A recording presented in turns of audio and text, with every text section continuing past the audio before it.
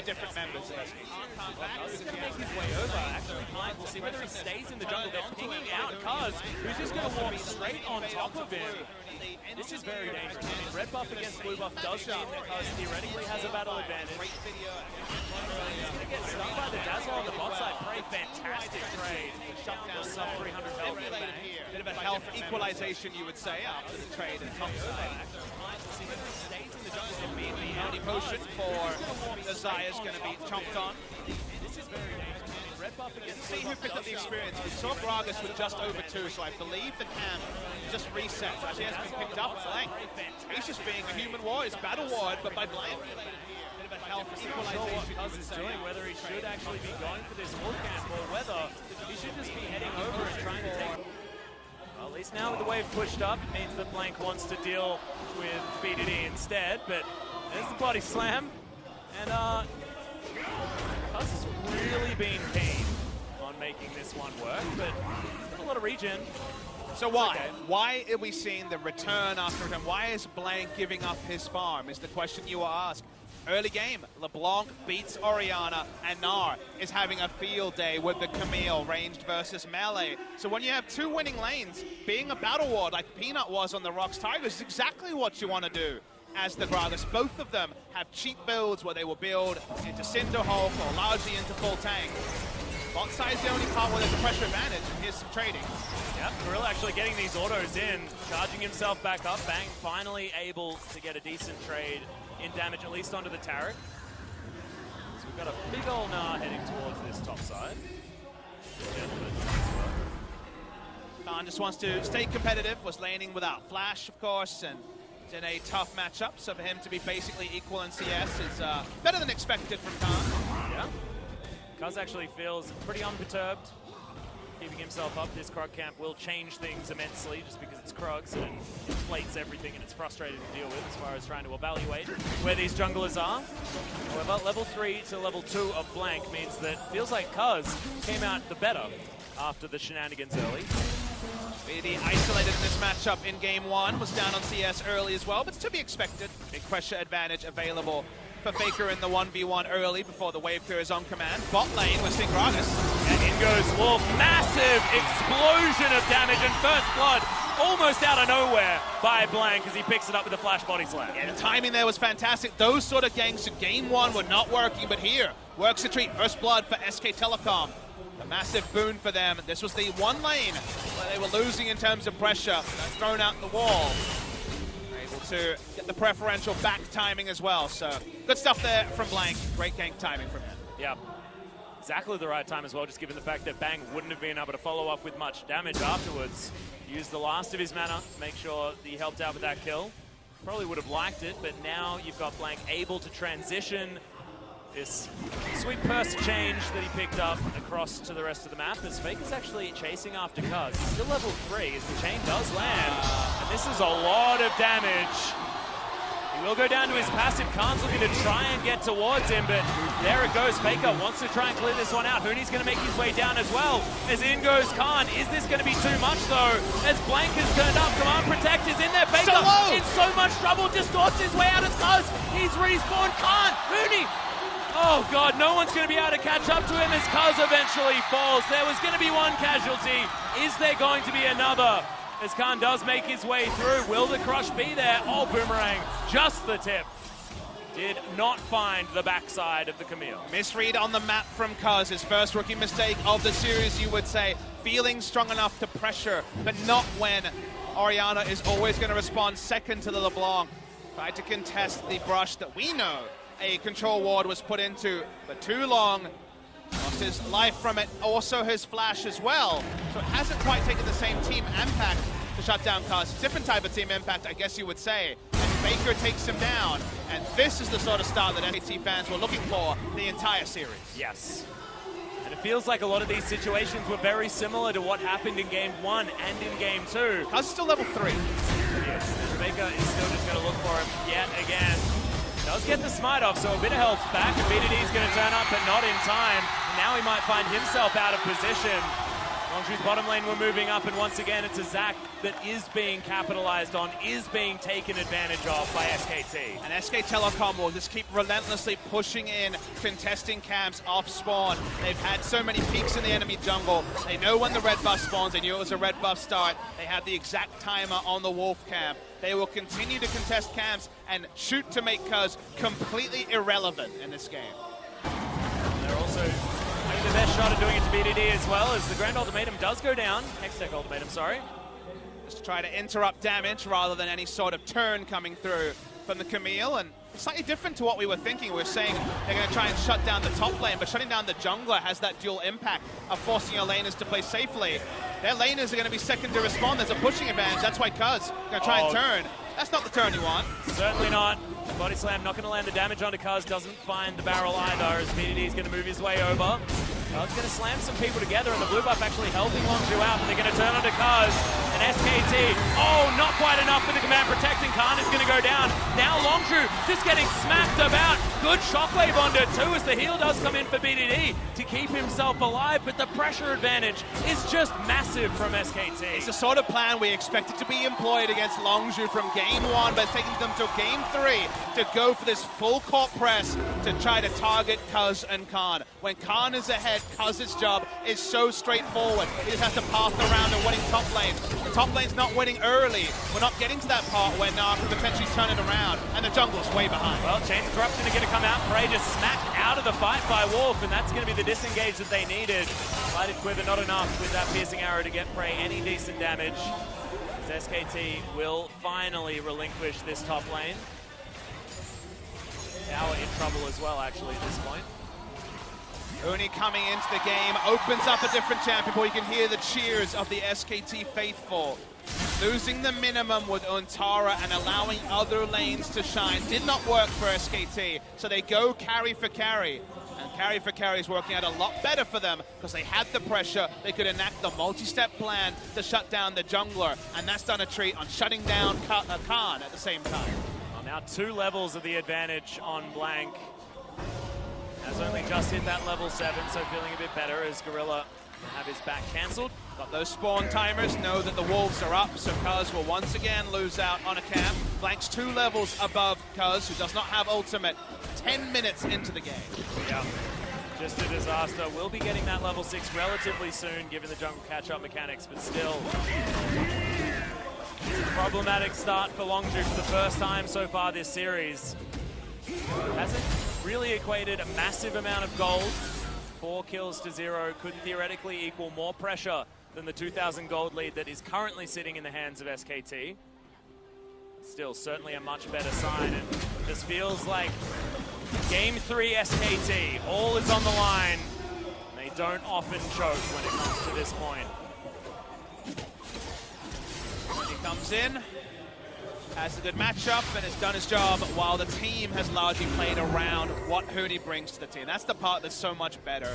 It's not necessarily about Untara being an inferior player. Mechanically wise, I would argue he is, but they were able to play around Untara so well against KT that I think it was the right choice to bring him in against Longzhu. But they can turn a different side of the coin when Huni's in the lineup, and that side on this day looks oh so much more comfortable, which makes it so much fun to be a peanut gallery. We know SKT's going to Worlds. They only get to bring one of these super subs though, Atlas, and a carry performance from Huni in this double reverse sweep would make it a grand old headache for SK Telecom. They need to double reverse sweep if that was going to be the thing that he's going to prove. So Huni in the end would actually have more games in this series, despite having only half of one thus far. Assuming a very short game, I guess. SKT continue to be relentless. Every time you get to the point where camp is about to respawn, invade with LeBlanc. Early push advantage and definitely pressure advantage over Orianna. Invade with Gragas. So much easier to skirmish on the front foot.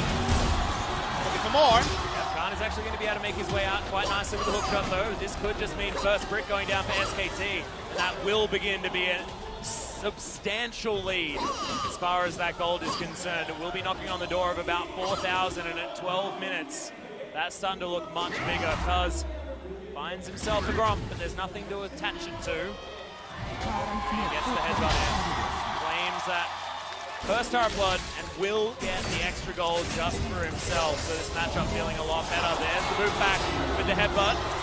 But so much turret damage coming down from Gorilla. Use the Cosmic Radiance as Cuz was making his way in, but maybe a little bit mistimed. We're trying to bait because Cuz was around bot. Obviously wasn't expecting to be headbutted into turret. Here's an extended trade though. Yeah, Dazzle does come in as SKT are going to be able to lock down Prey. Teleport cancelled. Cuz has to get the heck out of there, and Gorilla. This lifeguard could not save his charges this time. This beach is looking dangerous for Longzhu, and Cuz once again. There's not enough bloblets to save you this time, buddy, and Bang is going to be able to get that kill. 6-0, feeling like a whitewash at 13 minutes into this game. SK Telecom trying to have a statement game, trying to prey on the rookie and hope that it translates into future games. They're already going to be half talking about Game 4. I imagine Longzhu are to some extent as well. This is an insane advantage, unprecedented to be this far ahead in a grand final. And there's just nothing to show for it for Longzhu. There's no silver lining. Decent farm on their top lane. It doesn't matter when his turret is down and Huni's able to roam. The bot lane will eventually be collapsed upon by double teleport. So much easier to play the side lanes with just a single teleport when you have pressure advantage in the top side. That pressure advantage is gone, and so is the game plan for Longzhu. Well, Huni's now going to find Cuz once again. There's the flash now, straight into the wall, and Huni grabs that kill just easily with the help of Blank. That's how you do it. That's how you shatter the spirits of a rookie player. It's taken a couple of extra games from SKT, but they are all over Cuz this time.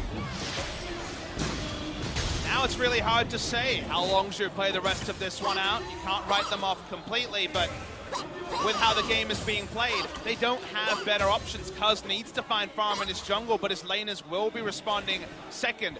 Krug seems like the only safe camp he has to take that won't be contested, and there's spawn enough for that to be enough. Cannot enter the enemy jungle because lucky with a Gromp last time, but could certainly be caught trying to do that with his hand in the cookie jar multiple times in this game. The game has not mattered around the bot side. It's just been a farm fest. But the roam came down, and even that is not going to plan for Longzhu Gaming. Now Faker is hunting for blobs. Hanging out here towards this bottom side, Cuz should be able to grab this Krug camp. Like you said, a safer option for him. Even Gorilla and Prey not able to play with as much gusto as they had the previous two games.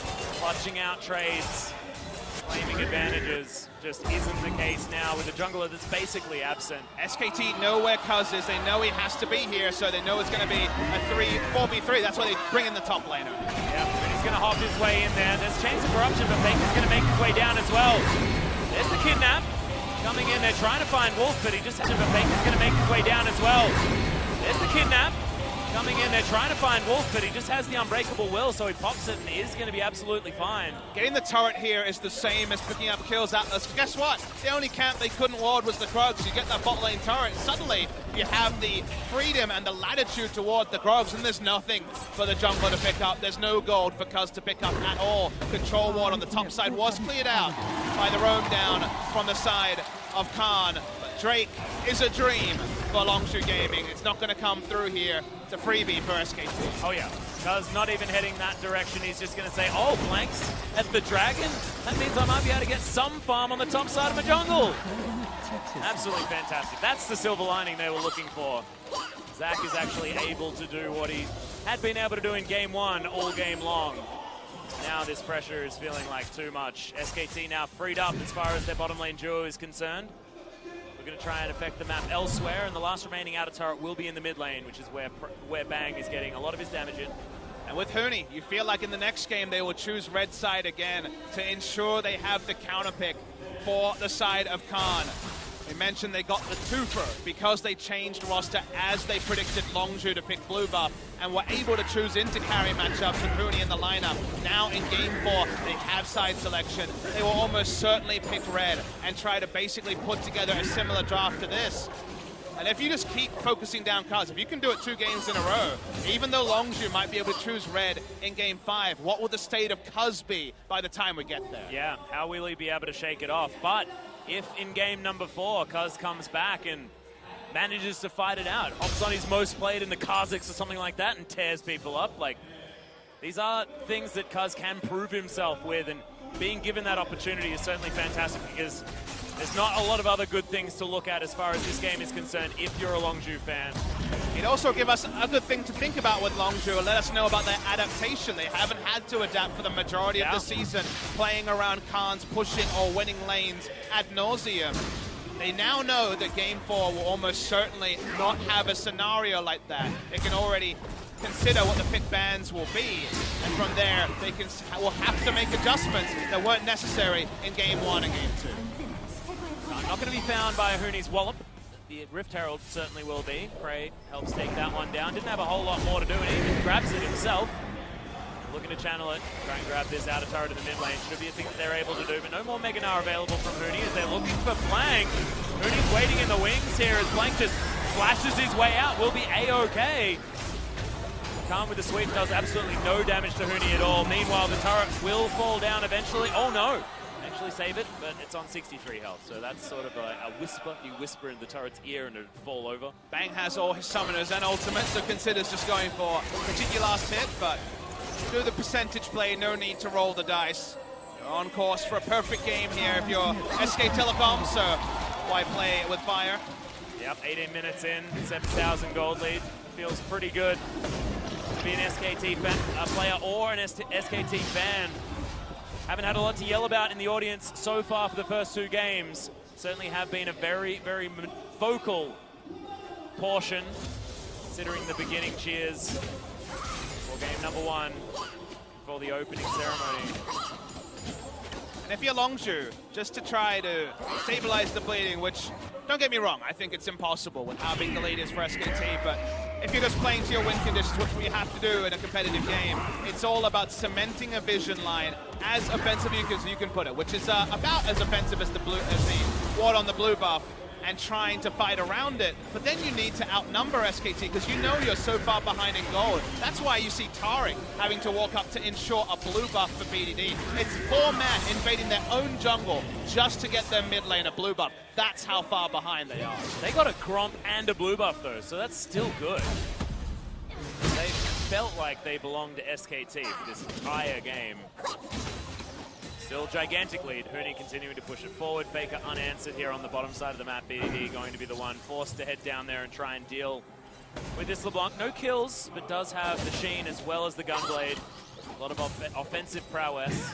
And there's no Jax who can get pretty tanky with his ultimate to be able to beat both the top laner and the mid laner. There's no way a almost Trinity Force Camille can take a LeBlanc in the side lane. So their options here just have Orianna, flash heal in the side lane. Wave clearing allows SKT to keep the tempo up, and Faker knows what's up. Goes for the blind chain, doesn't find anything, but if Kaz is getting a big jungle monster, it's through Smite and Smite alone. Yes. Wolf now just trying to clear out vision once again. Dazzle goes wide on the side of Gorilla. Blank as well, just patrolling like he has the majority of the game. I'd like to see how many camps he's taken in his own jungle in comparison to camps that he's denied from Kaz in his. He's got a big number, but a lot of those Krugs. Yep. I believe that's 3 Krugs camps at minimum, maybe 4 even, inflating his CS numbers, and it has been a team effort. SKT have been sharing the spoils of the Longzhu jungle. That 7,000 gold gap has not changed over the last 3 minutes. Still is massive. Still, you were mentioning that stem the bleeding is what Longzhu have to do. We mentioned in Champ Select they do have a strong team fighting composition if they can get to that stage of the game. And honestly, from a lot of pressure being exerted, you know, they go down, they get pushed into their base. They've got a lot of wave clear. They've got a lot of counter engage options. With Elastic Slingshot as well as the Cosmic Radiance, Gorilla will have for defensive purposes. The problem is that SKT are perhaps the best team at closing out games in the world. You know, very often not very often do they lose in the late game. We're watching Gnar, who has, let's say, the most items possible, a Frozen Mallet and Black Cleaver and Ninja Tabi, at the same point that Trinity Force is only just being completed for the side of Khan. So Khan can't enter lane against Gnar with any confidence or without a couple of people shadowing him. At the same time, Faker has Gunblade and also the Sheen, so has enough burst to take him down as well. So there's not really any safe places for Khan to actually get the items to enact the 4-1 that they drafted for. So the lead is probably only just going to grow for SKT, at least in the top lane matchup. Yep, you can see now that Khan's actually forced to go with BDD towards that bottom side of the map. His backing at this point is He's looking for the cutest drive-by smite that he could find, but is at least safe. Like the opportunity. They have been able to clear out a lot of the deep vision, so they were able to walk up there. There was no teleport ward in their enemy red side jungle. Didn't get the contest, ends up wasting the time, but at least they're not just opening themselves up to another dogpile from SKT through a teleport from Huni. Taken towards the bottom side means that Cuz probably feels a little bit safer as far as taking his wolf camp, as Huni going to get touched by Stretch Armstrong, but otherwise nothing more going to happen. Huni's actually doing a favor for Faker here, because now, because the wards were cleared out, Faker doesn't have vision in the red side jungle to make aggressive pushes. He needs someone to battle ward for him on the top side as he pushes down. And SKT, knowing that Longzhu have been trying to freeze, we've seen the freeze from Antara for the longest time, so from Khan for the longest time, they're going to look for a collapse, but they're going to lose Baron for it. Yeah, and I don't think this trade is going to be worth it, as there's the Hextech ultimatum. Faker might be able to find something, but in the end it is Khan that's able to grab that kill. Can Longzhu actually deny this Baron, though, is the question. Cuz could potentially make his way in, but no, it's denied by Wolf. Cosmic Radiance coming down pretty preemptively from Longzhu as they're looking for a kill onto Wolf. They want to deny as many of these Barons as possible. Already, it's only going to be a 4-man. Looking like now, it's going to be a 3-man Baron opportunity as Prey's going to grab it with a piercing arrow. So finally, some kills on the board. At least a perfect game has been denied by Longzhu. And only once the pusher will have the Baron buff, they pick up 2 kills and also out of mid lane turret. It's not enough to stem the bleeding, but it's a feel-good moment for Longzhu Gaming. Unable to get the smite over, no way for Cuz to get into the pit. Matchup experience means that he's actually only going to be the same level, finally, as Blake, so that's working, I guess, as intended, but it's working, that's for sure. The problem is that Bang is now 40 CS ahead on this Xayah. He's 2 levels ahead. And Huni's a monster. And Khan has to run the hell away as quickly as possible as soon as he sees little tiny Yordle head towards him, and that just feels bad. I mean, he's so adorable. You don't want to run away from that. But this kind of adorable is going to murder you, so you certainly have to. Has gone for the Ardent Sensor Rush on Tarek, very common now, not like the Rakan we saw in the previous game, as the ultimate for at least situational tankiness. But when you're ahead as Tarek, you can make much more informed decisions about when popping the Cosmic Radiance, because you can feel like, okay, I know roughly how tanky we are, roughly how much damage we do, I'll just hold on to it as needed. You have to be proactive with it. Here's Huni with the crunch. Yep. Oh my goodness, that hyper damage is crazy. Hextech ultimatum comes down as Khan wants to try and get a trade back kill, but it's just not going to happen. He's got too much health as Cuz kidnaps a barrel by the looks of things. Doesn't actually, and heads back underneath the turret. Does mean that top inner is completely exposed. Will be taken down by Huni, and Faker just going to continue the pressure by heading towards the bottom side. Longzhu are being stretched way too thin on every front for this entire game. 10,000 gold, very close to the lead here at close to 26 minutes in.